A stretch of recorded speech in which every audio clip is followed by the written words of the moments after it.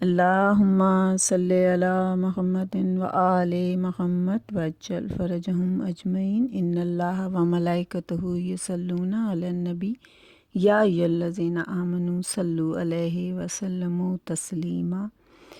سورۃ احزاب کی آیت نمبر 56۔ ارشاد رب العزت ہے کہ بے شک اللہ اور اس کے فرشتے درود بھیجتے ہیں، اے ایمان لانے والو تم بھی درود بھیجو اور سلام اور تسلیم کرو جیسا کہ تسلیم کرنے کا حق ہے۔ درود کے ہم یہ کہتے ہیں کہ ہمارے پاس ایک ایسی نعمت ہے جو خداوند کریم نے ہمیں عطا کی ہے کہ جس کے پڑھنے سے ہمیں کتنے فائدے ملتے ہیں۔ سب سے بڑا فائدہ یہ ہے کہ ہم درود پڑھنے سے خدا کی رحمت کے سائے میں آ جاتے ہیں، نبی اکرم کے کرامت کی نظر میں آ جاتے ہیں، اور فرشتے ہمارے لیے استغفار کرتے ہیں، ہمیں چاروں طرف سے رحمت، کرامت اور استغفار ملتی ہے۔ جتنا زیادہ ہم درود پڑھتے ہیں اتنا ہی اللہ تعالیٰ ہم سے خوش ہوتا ہے، رسول اللہ خوش ہوتے ہیں۔ جس طرح نماز میں اہدنا الصراط المستقیم واجب ہے، اسی طرح نماز میں اللہم صلی علی محمد و آل محمد واجب ہے، ورنہ ہماری نماز ناقص کہلاتی ہے۔ درود نماز کی زینت ہے۔ درود سب سے زیادہ وزنی چیز ہے جو قیامت کے دن اعمال کے ترازو میں رکھی جائے گی۔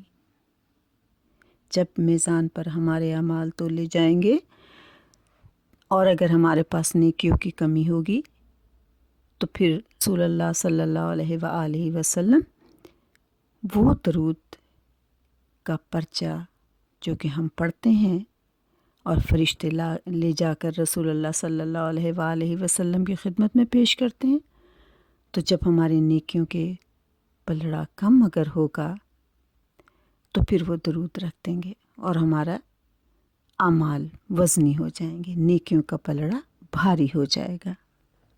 تو ہم یہ کہتے ہیں کہ درود قیامت کے دن ہمارے کام آئے گا۔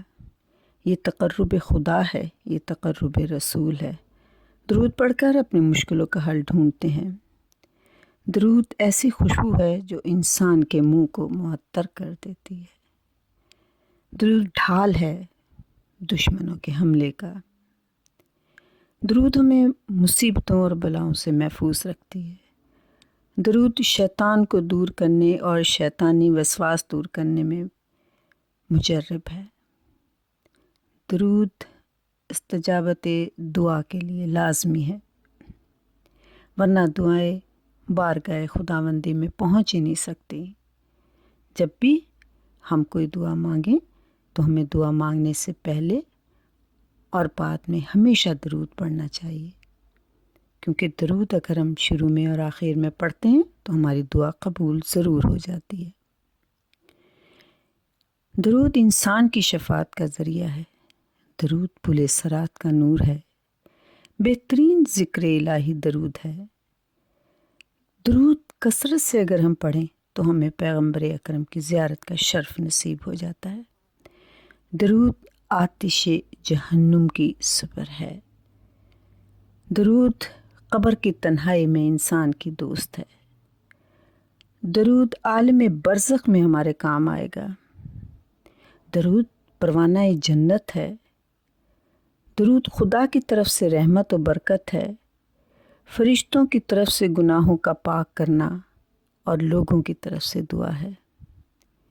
کتنا خوش نصیب ہے وہ انسان جو زیادہ سے زیادہ درود پڑھتا ہے، ہمیشہ خود کو درود پڑھنے میں مشغول رکھتا ہے۔ درود فرشتوں کا، انبیاء کا عمل ہے۔ خدا کی ہر مخلوق محمد و آل محمد پر درود بھیجتی ہے۔ درود پڑھنے سے سکون قلب حاصل ہوتا ہے، دل و دماغ کو راحت ملتی ہے۔ درود پڑھنے سے نفاق دور ہو جاتا ہے، اور ایک درود پڑھنے سے 10 نیکیوں کا اضافہ ہوتا ہے، اور جنت میں ایک نور کا اضافہ ہوتا ہے۔ معرفت محمد و آل محمد کے ساتھ کثرت سے درود پڑھیں۔ اور جتنا زیادہ ہم درود پڑھتے ہیں تقرب الہی ہم حاصل کرتے ہیں، ایمان میں ہمارے بلندی حاصل ہوتی ہے، درجات بلند ہوتے ہیں، دنیا و آخرت میں چہرہ نورانی ہوتا ہے، گناہوں سے بخشش ملتی ہے، دنیا و آخرت میں ہمیں عزت حاصل ہوتی ہے، اور خوشنودی اللہ سبحانہ و تعالیٰ اور خوشنودی محمد و آل محمد حاصل ہوتی ہے۔ اور یہ اسی لیے ہم یہ کہتے ہیں کہ ہمیں بہت زیادہ درود پڑھتے رہنا چاہیے۔ خداوند کریم ہم سے بہت خوش ہوتا ہے، اس کے علاوہ ہمارے رزق میں بھی اضافہ ہوتا ہے اور جنت میں بلند مقام ملتا ہے۔ اگر کوئی شخص صبح میں 3 مرتبہ اور شام میں 3 مرتبہ جناب رسول خدا پر درود پڑھتا ہے اور وہ شخص یہ کہتا ہے کہ صلی اللہ علی محمد و آلہ، تو اس کے جواب میں خداوند عالم خود فرماتا ہے کہ صلی اللہ علیہ، تجھ پہ بھی درود، یعنی خداوند کریم جیسے ہم کہتے ہیں کہ صلی اللہ علی محمد و آلہ، تو خداوند عالم فرماتا ہے صلی اللہ علیہ کا کثرت سے درود بھیجنا چاہیے، اور جو شخص صلی اللہ علی محمد و آل محمد کہتا ہے تو خداوند کریم اس کے لیے نیکیوں کا اضافہ کرتا چلا جاتا ہے، اور خداوند کریم اور اس کے فرشتے بھی اس کے لیے دعا کرتے ہیں، اور اس کی اس عبادت کو خداوند کریم قبول کرتا ہے۔ ایک دن حضرت محمد مصطفیٰ صلی اللہ علیہ وآلہ وسلم اور حضرت امیر المومنین علیہ السلام کھجور کے درختوں کے بیچ میں تشریف فرما تھے کہ شہد کی مکھی نے حضرت کا طواف کرنا شروع کر دیا۔ رسول اکرم نے فرمایا، اے علی کرم اللہ وجہہ، کیا آپ کو معلوم ہے کہ یہ شہد کی مکھی کیا کہہ رہی ہے؟ حضرت علی علیہ السلام نے فرمایا، آپ بہتر جانتے ہیں۔ حضرت رسول خدا نے فرمایا، اس شہد کی مکھی نے آج ہماری دعوت کی ہے اور کہہ رہی ہے کہ میں نے کچھ شہد فلاں جگہ رکھ دیا ہے، حضرت امیر المومنین کو بھیجیے تاکہ وہاں سے وہ شہد لے آئیں۔ حضرت امیر المومنین کھڑے ہوئے اور وہاں سے شہد لے آئے۔ رسول اکرم نے فرمایا، اے شہد کی مکھی، تمہاری غذا پھول کے شگوفے سے تلخ ہوتی ہے، کس طرح وہ شگوفہ میٹھے شہد میں بدل جاتا ہے؟ یعنی کہ جب تم بیٹھتی ہو تو پھول کے اوپر جہاں سے تم اکٹھے کرتی ہو تو وہ اتنا میٹھا نہیں ہوتا جتنا کہ تمہارا شہد میٹھا ہوتا ہے، تو یہ شہد کیسے اس طرح میٹھا ہو جاتا ہے؟ تو شہد کی مکھی نے کہا، اے رسول خدا، اس شہد میں مٹھاس آپ اور آپ کی آل کے مقدس ذکر سے ہے، کیونکہ جب ہم کسی پھول پہ بیٹھتے ہیں تو اس وقت ہمیں الہام ہوتا ہے کہ آپ پر 3 مرتبہ درود بھیجیں، بس ہم اس وقت یہ کہتے ہیں اللہم صلی علی محمد و آل محمد۔ تو جب ہم 3 دفعہ آپ پر درود پڑھ کے اس پھول پر بیٹھتے ہیں، اور پھر جب ہم اس پھول سے اٹھتے ہیں اور وہ چیزیں لے کر جاتے ہیں پھول سے، تو اور جب وہ مٹھاس میں تبدیل ہو جاتا ہے کیونکہ ہم نے آپ پہ اور آپ کی آل پر درود پڑھا ہے۔